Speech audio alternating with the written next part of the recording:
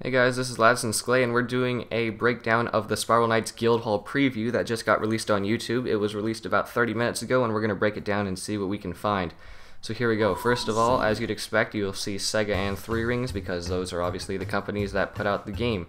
You have Spiral Knights Guildhall expansion, the Treasure Vault music, and the NPC carrying a box. No longer NPCs, as we'll see in the trailer.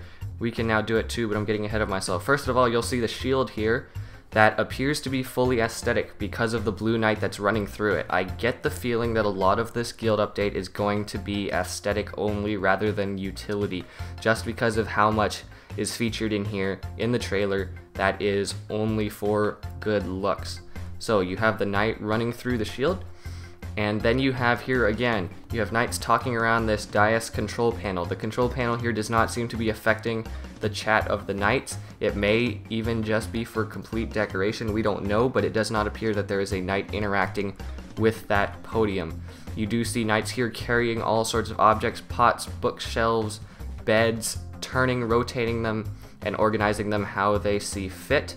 Now please turn your attention to the yellow and green knight in the bottom right corner. He is interacting with that panel on the wall.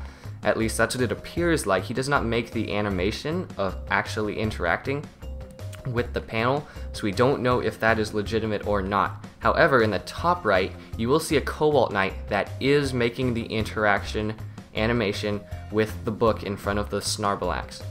He is actually making the motion of interacting with it, so we don't know exactly what that's going to be. Haven't heard anything about that. You'll see here in the middle now, there is a guild training hall. There has been no news released as to what that might be, but we will be looking forward to seeing what's there. Here's another close-up of the Snarlax and the book. And the gardens, there will be snipes in your garden. There is opening of accessories. There is an eating place. Now, halt just here for a second. You can see in the bottom, it's quick and then it's gone, but Punch and Vise are the two gremlins, and they are hanging out in the bottom right. And there are also two alchemy machines in the left. Again, I have a feeling that that's aesthetic, unless they're planning on making alchemy machines only used by one person at a time, but I would be very surprised at that.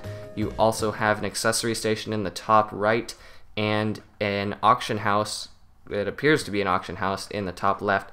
Not quite sure. In the next shot, you have Krogmo and his alchemy machine, as well as a Devlight who is actually interacting with a knight in the stand on the left. Have no idea what that's going to actually be about.